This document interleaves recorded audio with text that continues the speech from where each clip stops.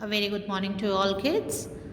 In previous video, we started the chapter 13, that is dealing with the natural disasters. The disasters which are forced by the natural forces. जो natural forces के कारण आते हैं वैसे disasters उन्हें natural disaster कहते हैं. So in that row, today we will know about the other ones जो हम लोगों ने अभी अर्थक्वेक और वोल्केनो इरेप्शन पढ़ा था.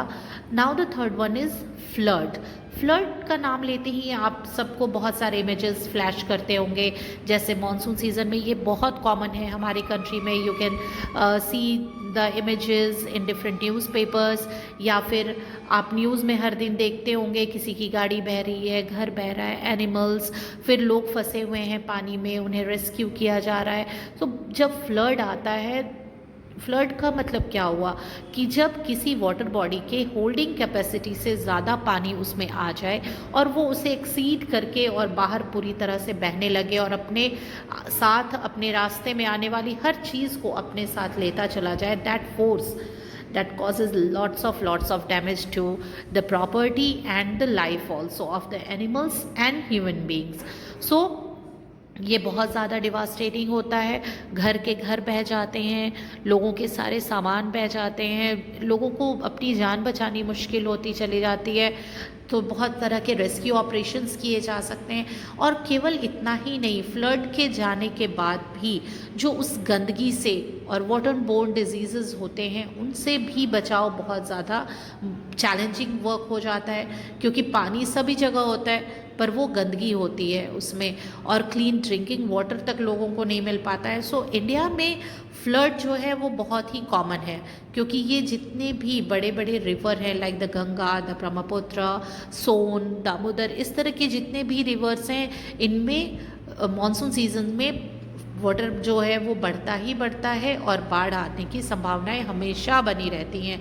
सो इंडिया इज़ अ कंट्री जहाँ की फ्लड बहुत ज़्यादा आता है and you are very much familiar with it. आप लोगों ने इसे न्यूज़ में भी देखा होगा. मॉनसून सीज़न में बारिश का दिन जहाँ शुरू होगा कहीं ना कहीं से फ्लड के न्यूज़ आने शुरू हो जाते हैं. Even so many of you or your family members must have witnessed the flood. आप लोगों ने देखा भी होगा बाढ़. Okay, now you can see here a picture of the aerial view of an area of Kashmir after the flood. बाढ़ आने के बाद कश्मीर का ऊपर से लिया हुआ ये पिक्चर है. आप देख सकते हैं कि किस तरह की बर्बादी होती है. हर जगह सब कुछ डूबा हुआ है, सिर्फ और सिर्फ पानी है. So how the life will survive here, lots of property and the life damaged. तो इस तरह की जो बर्बादी है वो फ्लड के कारण आ सकती है. And it's always the natural forces which are unpredictable. आप इन्हें प्रिडिक्ट नहीं कर सकते हैं. Only you can do is the precautions you can take. Precautions, सबसे पहली चीज़ कि जो आप घर बना रहे हैं अगर किसी एरिया में, तो पहले ये देख लीजिए कि कहीं वहाँ पे फ्लड तो नहीं आते हैं. उस एरिया में पानी आने की संभावना कितनी ज़्यादा है, वो वाटर बॉडी से कितना दूर है, अगर बाढ़ आती भी है तो वो आपको कितना ज़्यादा असर करेगी, इन चीज़ों को ध्यान में रखते हुए ही हमेशा घर बनाना चाहिए. Then the garbage should not be thrown into drains and rivers. लोगों की आदत होती है ना, अपने घर से निकलेंगे और बाहर नाली में कूड़ा डाल देंगे, और जब बारिश आती है तो वो फ्लड लाइक स्थिति इसलिए भी हो जाती है क्योंकि आपने अपने घर के बाहर का ड्रेनेज सिस्टम ब्लॉक करके रखा हुआ है.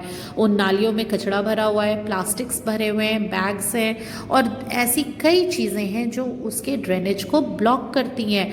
तो जब फ्लो सही नहीं होगा तो पानी ऊपर आएगा और वो आपके घरों के अंदर तक आएगा. यहाँ भी आपके शहर में भी ऐसे बहुत सारे एरियाज़ हैं जहाँ आपके घर के बाहर नाली का जितना भी कचरा है, गंदगी है, वो सब आपके घरों में आता है. And the reason behind it कि उनकी प्रॉपर मेंटेनेंस नहीं है, साफ़ सफाई नहीं हो पाती है, और जब बारिश का दिन आता है तो वो पानी उसमें प्रॉपरली फ्लो नहीं कर पाता और वो आपके घरों में एंटर कर जाता है.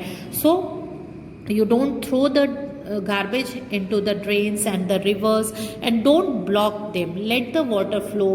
Okay, and if the banks of the rivers are broken, अगर तट जो हैं नदियों के वो टूटे हुए हैं, डैम्स का कहीं कोई क्रैक है, कोई इशू है, तो उसे मेंटेनेंस समय समय पे होते रहना चाहिए. अगर ये नहीं होगा तो बाढ़ ज़्यादा से ज़्यादा तबाही करेगी. Okay, now the next topic is tsunami. Tsunami is a series of waves जो वाटर के अंदर, ओशन वाटर जो है वो जब बहुत ही तेज़ी से डिस्प्लेस होता है, इधर से उधर होता रहता है, तो लगातार जो करंट्स और वेव्स उठते हैं वाटर के, दैट इज़ सुनामी।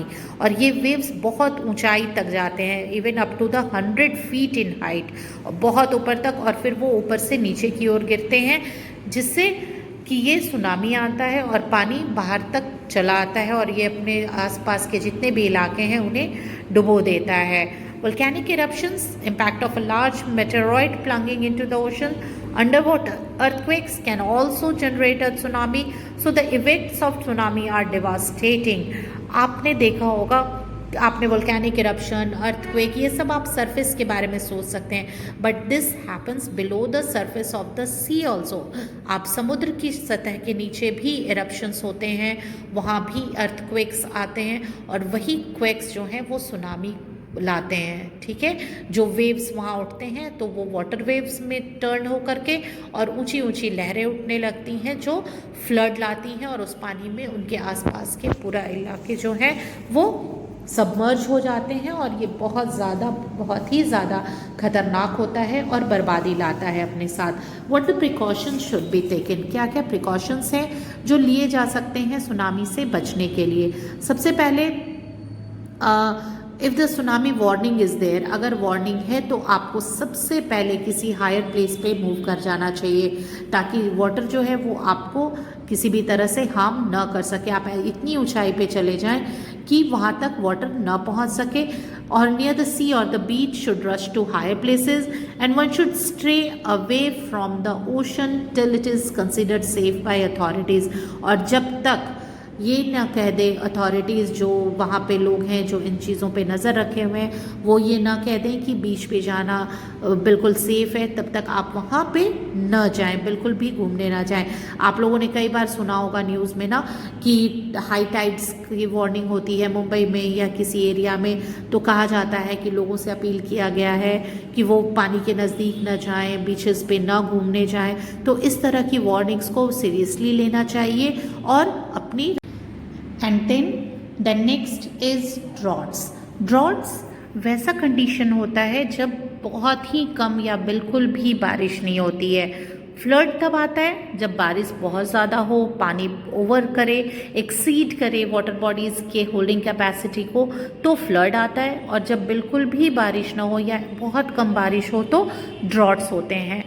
भारत, आप जैसा कि जानते हैं, एक एग्रीकल्चरल कंट्री है। We all are very much dependent on the agriculture. और अगर बारिश नहीं होती है तो बहुत सारे ऐसे जगह हैं जहाँ पे इरिगेशन फैसिलिटीज़ नहीं है proper.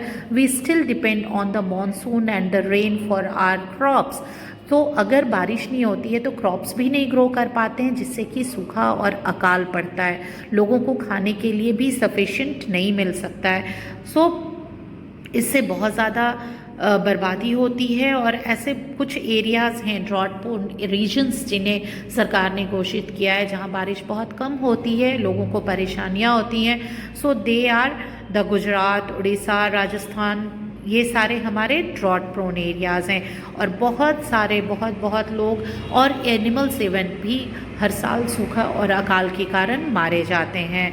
The precautions which you can take, जो लोगों को प्रिकॉशंस लेने चाहिए कि जब बारिश का समय हो, जब भी बारिश हो तो वाटर वेस्ट ना हो, रिजर्वॉयर्स बनाए जाएं, डैम्स बनाए जाएं, चैनल्स कनेक्ट किए जाएं, कनाल्स बनाए जाएं, इरिगेशन फैसिलिटीज़ को इतने ऐसी जगहों तक पहुंचाने की कोशिश करनी चाहिए।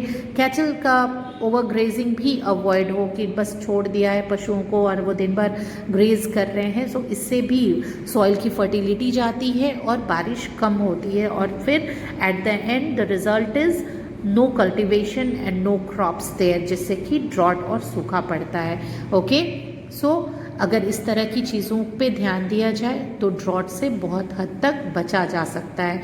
Now the next is cyclone, that is the last point also in the series of the natural disasters.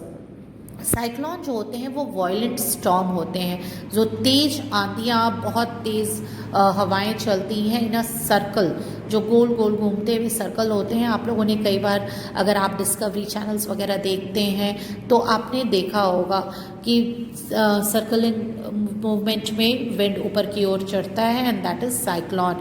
It is caused by winds which travel at great speed, flattening and destroying everything in their path. जो भी इनके रास्ते में आता है उसे ये बर्बाद करते हुए चले जाते हैं और उखाड़ते चले जाते हैं। जनरली जो विंड का स्पीड होता है साइक्लोन में वो ओवर 100 किलोमीटर्स होता है, और ये सबसे ज़्यादा कोस्टल एरियाज़ में होता है। कोस्टल एरियाज़ जो हैं वो साइक्लोन प्रोन जोन्स होते हैं, and they uproot the trees, electric poles, houses, everything whatsoever comes to their way, they are destroyed.